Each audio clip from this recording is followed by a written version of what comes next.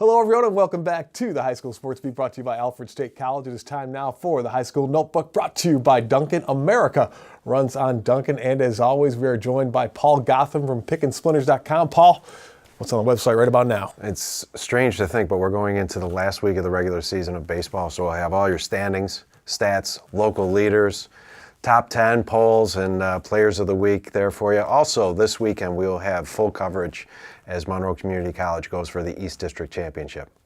Well, Paul, talking about MCC and talk about, as always, a lot of local connections on the Tribune. It's great to see. You got 5 former Section 5 kids who are starting with that MCC team. They're going for their second appearance in the Junior College World Series in as many years. You got Casabazic from Rush Henrietta's playing shortstop. Trey Brown, who had a very underrated year at Aquinas, is playing in right field. Logan Martella-Tasick from Penfield's out in center field. And then you've got Sean Flannery from Wayne is at second base. Phil Ferrante, Webster Schrader, he was on that team that went to the state finals a couple years ago. Phil Ferrante set the MCC record for career record for doubles. Hit his 40th double. When you think about that program, you have over 25 major league draft picks.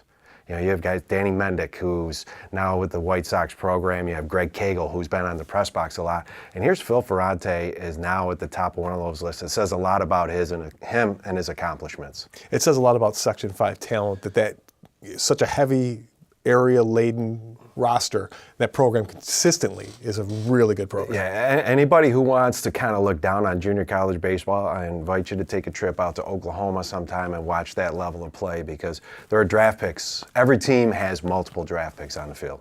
Let's talk a little softball. Let's talk about Bishop Kearney. Oh, geez. You go out and get a chance. I finally got a chance to go see Emily Phelan pitch. And the St. Bonaventure, she's only a junior, which is crazy. But the St. Bonaventure commit 18 strikeouts. 18 strikeouts and a win over a very good Webster Thomas team. Webster Thomas had coming into that game winning 5 games in a row. Emily Phelan, she's bringing out the changeup a little bit, which Billy Hayen comments on Twitter that it's a little unfair, and it is when you look at her, because you have all this motion, the elbows and the arms and the legs are all kicking at you, and then all of a sudden she slows everything down at the last instant, and batters are just handcuffed. They don't know what to do, and it's pretty interesting to watch that. And then you look at that team. Mac Emery goes 4 for 4 that day. Mac Emery, of course, was on that selects hockey team from Bishop Kearney that went to the national tournament. She goes 4 for 4. That program, that selects program that they have at Bishop Kearney, 10 of their 11 seniors have already signed to go on and play college hockey. Cornell University, Vermont. Mac is going to Merrimack.